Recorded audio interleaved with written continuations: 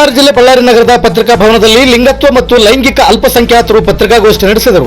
ರಾಜ್ಯ ಬಜೆಟ್ನಲ್ಲಿ ಲಿಂಗತ್ವ ಮತ್ತು ಲೈಂಗಿಕ ಅಲ್ಪಸಂಖ್ಯಾತರ ಅಭಿವೃದ್ಧಿಗಾಗಿ ಘೋಷಿಸಲಾದ 200 ಕೋಟಿ ರೂಪಾಯಿಗಳನ್ನು ತಕ್ಷಣ ಮೀಸಲಿಡಬೇಕು ಎಂದು ಕರ್ನಾಟಕ ಲಿಂಗತ್ವ ಮತ್ತು ಲೈಂಗಿಕ ಅಲ್ಪಸಂಖ್ಯಾತರ ಮುಖಂಡರು ಪತ್ರಿಕಾಗೋಷ್ಠಿಯಲ್ಲಿ ಒತ್ತಾಯಿಸಿದರು.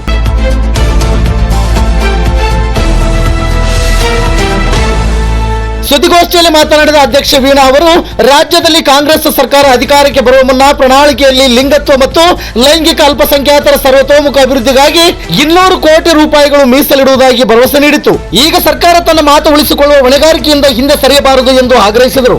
2026ರ ಮಾರ್ಚ್ ಮೊದಲ ವಾರದಲ್ಲಿ ಆರಂಭವಾಗಲಿರುವ ಬಜೆಟ್ ಅಧಿವೇಶನದಲ್ಲಿ ಕಡ್ಡಾಯವಾಗಿ ಈ ಅನುದಾನವನ್ನು ಮೀಸಲಿಡಬೇಕು. ಇದು ದಯೆ ಅಥವಾ ಉಪಕಾರವಲ್ಲ, ನಮ್ಮ ಸಂವಿಧಾನ ಹಕ್ಕು ಎಂದು ಅವರು ಸ್ಪಷ್ಟಪಡಿಸಿದರು. ಅವರು ಮುಂದುವರೆದು ಮಾತನಾಡಿ, ಕರ್ನಾಟಕ ಲಿಂಗತ್ವ ಮತ್ತು ಲೈಂಗಿಕ ಅಲ್ಪಸಂಖ್ಯಾತರ ಅಭಿವೃದ್ಧಿ ನಿಗಮವನ್ನು ಸ್ಥಾಪಿಸಬೇಕು. ಸರ್ವಾಂಗೀಣ ಅಭಿವೃದ್ಧಿಗಾಗಿ ಕನಿಷ್ಠ 250 ಕೋಟಿ ರೂಪಾಯಿಗಳ ಪ್ರತ್ಯೇಕ ಬಜೆಟ್ ನೀಡಬೇಕೆಂದು ಒತ್ತಾಯಿಸಿದರು.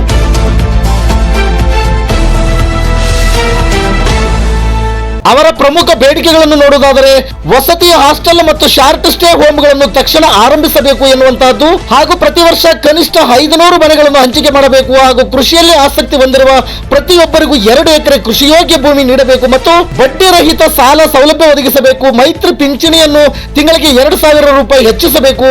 ರಾಜ್ಯದ ಸರ್ಕಾರಿ ಆಸ್ಪತ್ರೆಗಳಲ್ಲಿ ಉಚಿತ ಲಿಂಗತ್ವ ದೃಢೀಕರಣ ಶಸ್ತ್ರಚಿಕಿತ್ಸೆ ಜಾರಿಗೊಳಿಸಬೇಕು ಮತ್ತು ಶಸ್ತ್ರಚಿಕಿತ್ಸೆ ಬಳಿಕ ಕನಿಷ್ಠ 6 ತಿಂಗಳವರೆಗೆ ಪ್ರತಿ ತಿಂಗಳು 5,000 ರೂಪಾಯಿ ನೆರವು ನೀಡಬೇಕು ಎನ್ನುವಂತದ್ದು ಮತ್ತು ಪ್ರತಿಯೊಂದು ಜಿಲ್ಲೆಯಲ್ಲಿ ಲಿಂಗತ್ವ ಮತ್ತು ಲೈಂಗಿಕ ಅಲ್ಪಸಂಖ್ಯಾತರಿಗಾಗಿ ಕನಿಷ್ಠ ಒಂದು ವಿಶೇಷ ಆರೋಗ್ಯ ಕೇಂದ್ರ ತೆರೆಯಬೇಕು.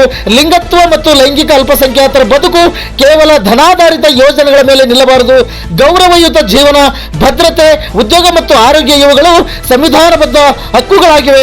ಸರ್ಕಾರ ತನ್ನ ಚುನಾವಣಾ ವಾಗ್ದಾನವನ್ನು ಈ ಬಜೆಟ್ನಲ್ಲಿ ನೈಜವಾಗಿ ಅನುಷ್ಠಾನಗೊಳಿಸಬೇಕು. ವಾಗ್ದಾನ ಉಳಿಸದಿದ್ದರೆ ರಾಜ್ಯಾದ್ಯಂತ ಉಗ್ರ ಹೋರಾಟ ಕೈಗೊಳ್ಳುವುದಾಗಿ ಎಚ್ಚರಿಸಿದರು. ಈ ಸಂದರ್ಭದಲ್ಲಿ ಶಿವಾನಿ, ಪರ್ವೀನ್, ಮಾಳಮ್ಮ, ಯುಗಂಧರ್, ವೆಂಕಟೇಶ್, ನಾಗರಾಜ್, ಜನಾರ್ದನ್, ಯೂಸುಫ್ ಹಾಗೂ ರಮೇಶ್ ಸೇರಿದಂತೆ ಅನೇಕರು ಉಪಸ್ಥಿತರಿದ್ದರು.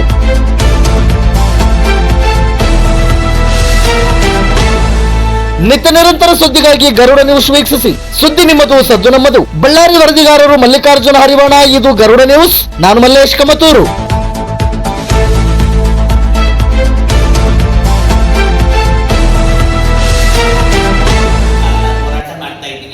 ಲಿಂಗತ್ವ ಮತ್ತು ಲೈಂಗಿಕತೆಯ ಬಹುತ್ವಕ್ಕಾಗಿ ಚಳವಳಿ ಅನ್ನೋ ಒಂದು ರಾಜ್ಯ ಮಟ್ಟದ ಒಂದು ಸಂಘಟನೆ ಮುಖಾಂತರ ಇವತ್ತು ನಾವು ಪತ್ರಿಕಾಗೋಷ್ಠಿ ಮಾಡ್ತಾ ಇದ್ದೀವಿ.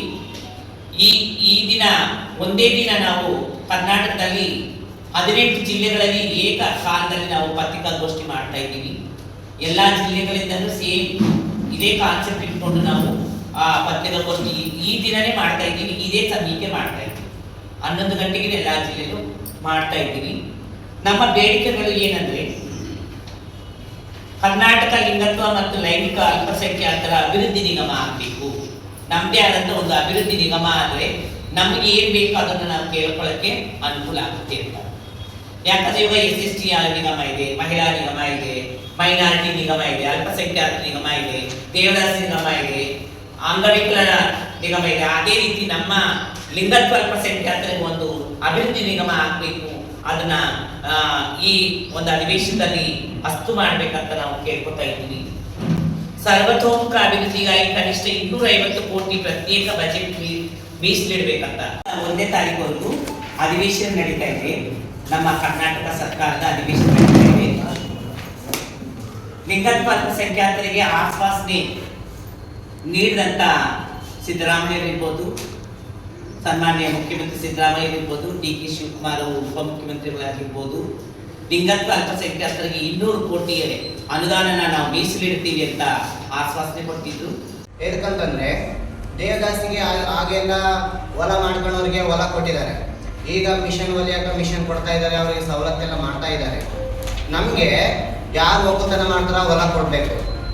ನಾವು ಸ್ವಂತವಾಗಿ ಕುರಿ ಸಾಕಾಣಿಕೆ ಮಾಡೋರಿಗೆ ಬ್ಯಾಂಕಲ್ಲಿ ಸಬ್ಸಿಡಿ ಲೋನ್ಸ್ ಕೊಡಬೇಕು.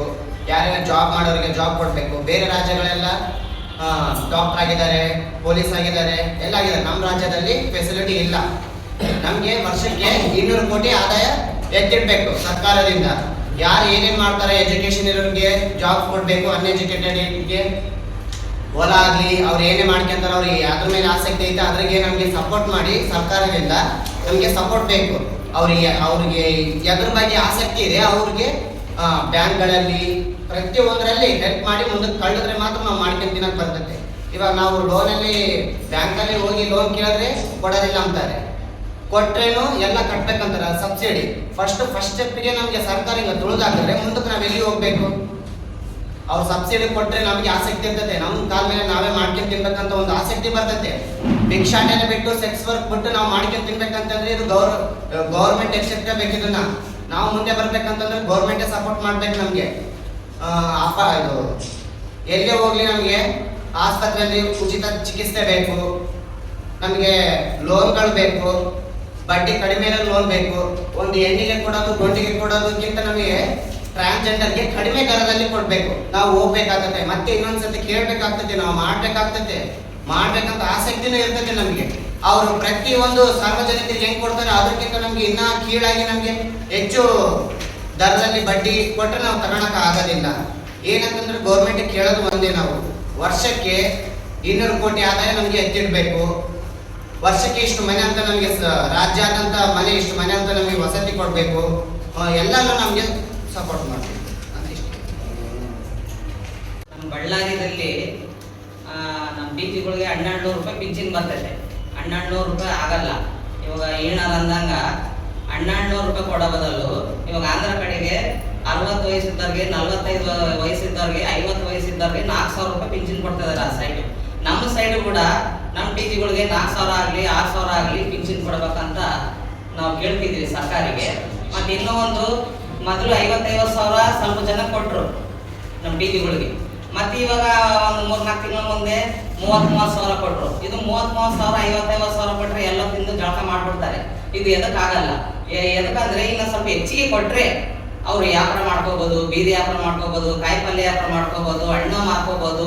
ಅದಕ್ಕೆ ಇನ್ನು ಹೆಚ್ಚಿಗೆ ಅದು ಲೋನು ಜಾಸ್ತಿ ಕೊಟ್ಟರೆ ಚೆನ್ನಾಗಿರ್ತದೆ ಅಂತ ನಾವು ಕೇಳ್ತಿದ್ದೀವಿ.